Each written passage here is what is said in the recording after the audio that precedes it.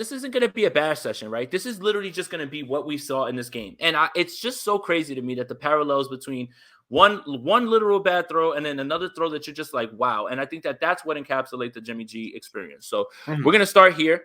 So obviously you see Debo in motion and he's going. Now, look, this isn't a throw that he should be making at this point. He has a clean pocket. The problem is this, locking onto one receiver right here. Like, look, even Trent Williams loses this rep a little bit here, if you notice down the bottom, right?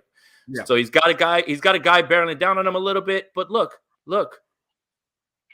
Yeah, I mean, look, you have enough time to look right and then look back. I mean, before that, like, look back and you've got a big gain. Now, here's what I want to point out. Watch Kittle. Look, what did Kittle just do? Like, oh my goodness, man, are you serious? Yeah. Like, you know, like it's that sort of thing, right? So look, it's not a great throw, obviously, but what you're looking at is, look, this is again smarts for the quarterback, like understanding coverages, understanding where guys are, where the throw is, where the throws are going to be, and look, he's even got his head somewhat in the right direction. That's the thing. Look at the back of the helmet. You know where this route is going to. And yet, I'm just going to throw this one up and overthrow it and just airmail it. And look at this. Like, that might not be a touchdown, but my goodness, man, just put it in his area. Like, it's like just what? Yeah. So that's bad, Jimmy, right? Okay. All right. This is good, Jimmy. Literally, I think on the same drive as well. You guys can see all that, right? Yeah. All right. So this is 3rd and 6. You got to have it right here, right? Mm-hmm. So we're looking at Jennings. Where is he? Jennings is up here at the top. Okay. So this looks like a little bit of man, but you've got the linebacker sinking. And all right. So what I want to point out here is this. That looks like a tight throw, right? And it looks like it's about to get touched.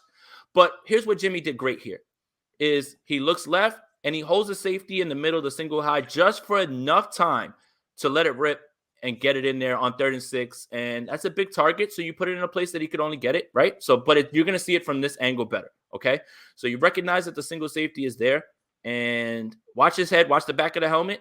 Looking left enough. Now you look right. Now it looks like he's looking at Sherfield, right? And that holds that single high up here a little bit longer. And boom, you're able to go back there. And that was enough right there. That was enough to keep him away from that. That's good, Jimmy. That's good, Jimmy, right? There's plenty of instances of him going through progressions and actually holding single high safeties at the right place, okay? Now, bad Jimmy, the interception. And everybody always wants to make the joke about underneath linebacker, right? But I'm going to give a lot of credit to Harrison Smith here because Harrison Smith was in his lane right here and then jumped the route. So, again, you're looking, Jimmy, look, he's watching Jimmy right here, and he's locked on to Debo. He's locked on to Debo. Look, if you come back to Kittle, that's not like a gainer or anything like that, but it's there. It's right there. But you're locked on to Samuel. And Harrison Smith is too smart to allow you to just lock on to him. Boom. You just jump it because the route's coming this way anyway. The route is coming his way. He doesn't have to do anything but read the eyes. And boom, it's an interception. Like, it's, again, understanding the coverages. I'm not going to say that that's the underneath linebacker thing again, because that's the joke. That everybody has with that. Like, even look, Harrison Smith is looking, and he's floating, right? And look, Jimmy's looking left. Like, he's not like right away locked on him. And then look, boom, by the time he turns here, Harrison Smith is breaking on that because he knows the route concept. He knows what he wants to do here. And once he locks on him and lets it go, you're throwing it into a place that only Harrison Smith was going to be able to get it. Bad Jimmy. Bad Jimmy there. Bad Jimmy. Okay. Good Jimmy. But this is also good Kyle.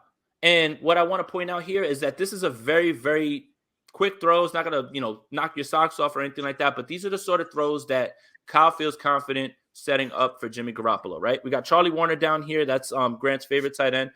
All right. So what you're going to see here is you're going to see Debo Samuel come. They're going to show the two back set. They're going to send Elijah Mitchell this way, which is the speed option right there. And you're going to see it. Look, he goes, and it looks like they're setting up the bubble screen, right? Now watch Charlie Warner. He looks like he's setting up the block, and then foot in the ground. It's an easy slant throw. Look at that window because the linebacker right there bit. Good throw, right? Yeah. Like, and that's again, and that's all based on motion. What Kyle does with the with the window dressing and everything as well, too. Because, look, you're going to see everybody kind of pay attention to Mitchell. When you act like you're about to block, he's running for Kittle as well, too. When you act like you're about to block, everybody kind of reacts to that. And then, boom, you get an easy throw for him, and he hits it. And, look, that doesn't look like much, but those are the sort of plays that Kyle Shanahan has been drawing up for him to get him going. All right. Bad Jimmy. Bad Jimmy here. This is an easy underneath throw right here to Elijah Mitchell. Okay. Yep. And look, it's a whip route, whatever you want to call it. There's a few ways to call it, for Elijah Mitchell, overthrows it. Now, the overthrow is one thing. What I want to point to is this, and this is the part that is kind of maddening for me, at least when it comes to Jimmy Garoppolo. All right. Look at his toes. Look at his feet. Why are you on your toes? There's no one around you. There's no one near you, right? Yeah. And look, he's going through progressions too. Like, I want you to notice this. Left. Now, look, it looks again. Okay, this isn't there. Now you know where the check down is. Look at his feet, though. Like, what are you doing? And just get it to him. Come and look, after he throws it. Look at him standing right there. Dude, settle your feet. Relax, man. He's fading away with no one around him. Like, he's reacting to pressure that isn't there. And I'm not going to act like that's easy, right? Because you're sitting in that pocket. You don't know who's about to come from behind you, right? Like, you think that something's coming, but dude, his footwork is awful there. That's why he missed high, because of his feet. Yeah, settle in, dude. Like, the throw was right there for you. Okay. Yeah. Now, in the same drive, this is so maddening. This is what I'm talking about, the Jimmy G experience. The same drive, literally one of the best throws in this game. It's unbelievable, this throw. So this is the 2-minute drill before the half. You bring use check here. Obviously, the throw is going to go to Ayuk here, right? And what you're going to see is, look, he's looking right, but there's 3 guys here, so it's not like somebody could say that he's locked on to anybody. And now, look, this is a tight window right here, this throw here. Yeah. Wow. Like, wow. And you know what? If he floats that up a little bit more than 55, what's his name? Is that that's Anthony Barr. Mm-hmm. Barr has a chance to get in there and get his hands on it. But he gripped it and ripped it. Like, look, again, starts left with his eyes, looks right, and look, quick throw, ripped it. Like, that's like, if Aaron Rodgers made that throw, if Pat Mahomes made that throw, everybody, oh my God, look at that. Like, that's what's maddening. In one play, you have a clean pocket, you can't hit the underneath guy, and then you do something like this and rip this throw right through it. Like, it's maddening. And I think that's what when people say that, oh, well, he's trash, it's more about the inconsistencies I feel like people are upset with, okay? 2 more plays real quick, and then I'll get out of here, okay? 49er fans, I think you're going to know what play this is. This is a very famous play, and it's something that was used. Indianapolis used it against the who did they just play this week? Tampa. They used the same thing. What's this play called, Grant? I have no idea. Sprint right option. Sprint right option. Sorry, I didn't know what we were doing. Sprint right option, of course. Sprint right option. So what you're going to look at here is just a quick throw, right? That doesn't seem like a tough throw, but it's not an easy throw. So I don't know what to call it. Is it an intermediate throw? It's about ball placement. And look, it's right where it needs to be. Boom, touchdown, you convert. Again, had to have it, back-to-back money downs. You get it done right there. So you run the sprint right option with him. You get him right. Boom, that's it. Like, it's so strange to see, like, literally on one drive, one of the worst throws, and then come right back to it. And then what I felt was one of the better throws, if not the best throw, besides that Ayuk one, was this almost touchdown to Trent Sherfield. So what Sherfield's going to run, what Jennings is going to run is he's going to run a whip route, but it's a variation where it floats to the pylon, right? Because that whip route is usually just out and in. That's the same route that he ran on the other side of the field against Philly, right here, right up here. Remember that one touchdown that he threw at the end of the half.